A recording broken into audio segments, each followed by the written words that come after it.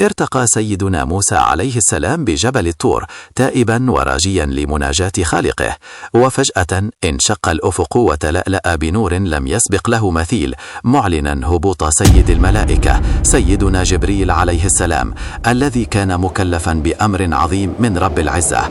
نزوله كان سريعا كالبرق، محملا بقوة وجلال لا يتصورهما بشر، مما أدى إلى اهتزاز الجبل وتصدعه واندكاكه أمام هول المشهد.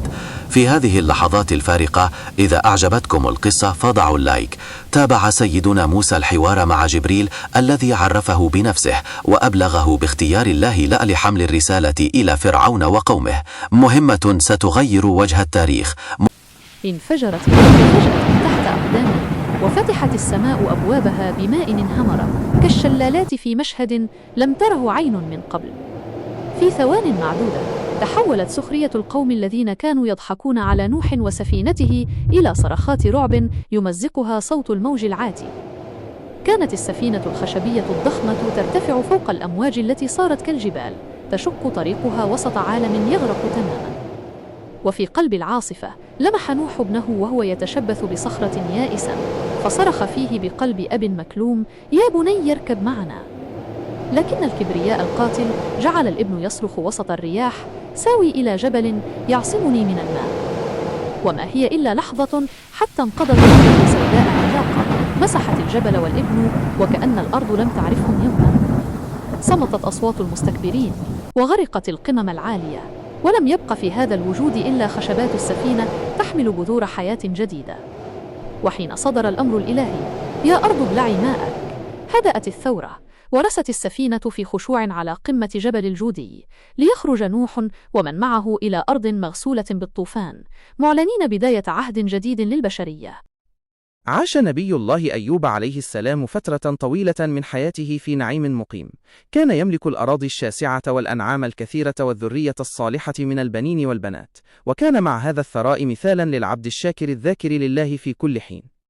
أراد الله عز وجل أن يضرب به للناس مثلا في الصبر، فبدأ البلاء يتوالى عليه كقطع الليل المظلم، فقد ماله كله حتى لم يبق له شيء، ثم فقد أبناءه جميعا وماتوا في وقت واحد، ثم أصيب بجسده بمرض شديد أقعده عن الحركة، ونفر منه الناس حتى لم يبق معه أحد يواسيه إلا زوجته الوفية الصابرة التي باعت ما تملك لتطعمه وتخدمه.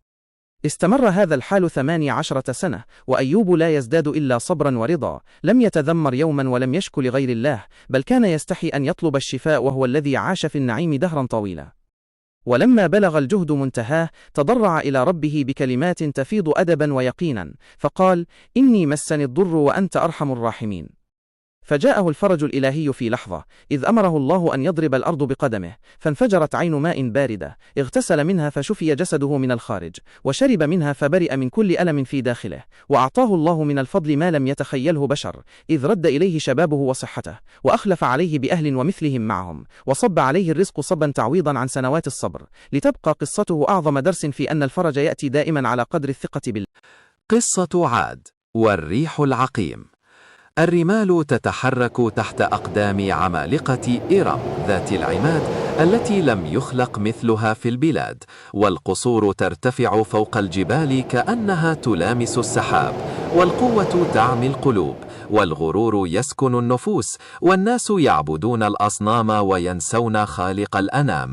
وفي وسط هذا الطغيان يخرج هود بصوت الحق الهادئ: يا قوم اعبدوا الله من إله غيره. فيسخرون منه ويقولون: من أشد منا بشر مثلنا، وما نحن بتاركي آلهتنا عن قولك. والسنون تمر والسمر يجف والمطر ينبع والقلوب تزداد قسوة. وهود يحذرهم من يوم عظيم وهم يضحكون. وفجأة يلو سحاب أسود فيستبشرون ويقولون: عارض ممطرنا.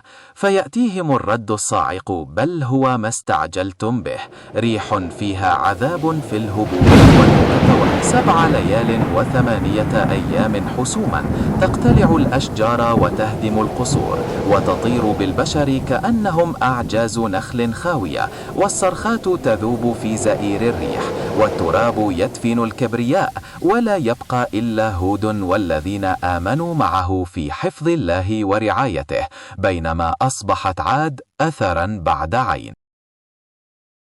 في أرض سدوم كانت هناك مدينة غنية بالخيرات، لكنها غارقة في الفاحشة، حيث ابتدع أهلها منكرا لم يسبقهم إليه أحد من العالمين. أرسل الله إليهم نبيه لوطا عليه السلام ليدعوهم إلى الطهارة وترك المنكر، لكنهم استكبروا وتمادوا في طغيانهم، بل وهددوه بالطرد لأنهم كرهوا وجود المتطهرين بينهم. بلغ الطغيان ذروته حين جاءت الملائكة إلى لوط في هيئة رجال وسيم الملامح، فهاجم أهل القرية بيته يريدون بضيوفه شرا. في تلك اللحظة العصيبة كشفت الملائكة عن هويتها وطمأنت لوطا بأنهم رسل ربه ولن يصل إليهم سوء. أمر لوط بأن يخرج بأهله ليلا ولا يلتفت منهم أحد، فخرجوا والناس غافلون. مع شروق الفجر حلت اللحظة الحاسمة، حيث اقتلع جبريل عليه السلام مدنهم من جذورها ورفعها إلى السماء حتى سمعت الملائكة ضجيجهم، ثم قلبها رأسا على عقب، وأمطرت السماء عليهم حجارة من طين متصلب جعلت عاليها سافلها، لتنتهي قصة القوم الظالمين وتظل ديارهم عبرة لمن خلفهم.